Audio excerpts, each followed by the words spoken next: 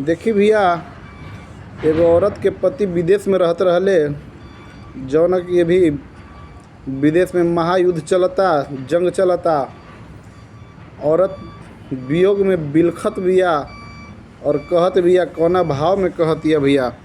देखी, और लागल बा विदेशवा में भीषण लड़ैया, आहे राम भीषण लड़ैया, जाने कैसे होई है ना हमारा।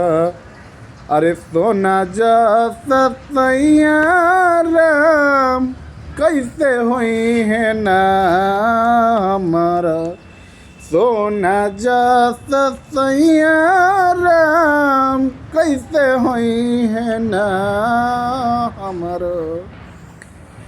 ओ लगल बा विदेशवा में भीषण लड़ैया, जाने हो कैसे होई है ना हमारो। अरे सोना जैसा सैया राम, कैसे होई है ना हमारो। सोना जैसा सैया राम, कैसे होई है ना। और सुनी समाचार हमार धड़कल छाती, देखी के न्यूज हमार धड़केल छाती।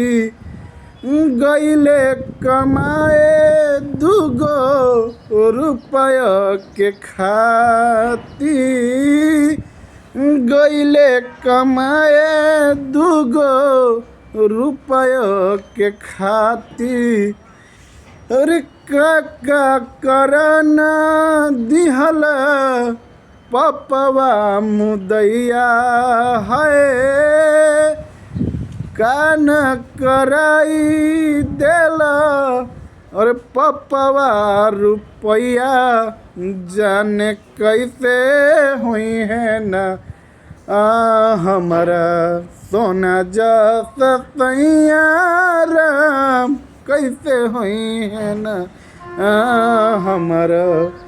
अरे सोना जैसा सैया राम, लगल बा विदेशवा, लगल बा विदेशवा, लगल बा विदेशवा, हो रामा लगल बा विदेशवा में भीषण लड़ैया, जाने कैसे होई है ना हमारो। अरे सोना जैसा सैया राम, कैसे होई है ना हमारो।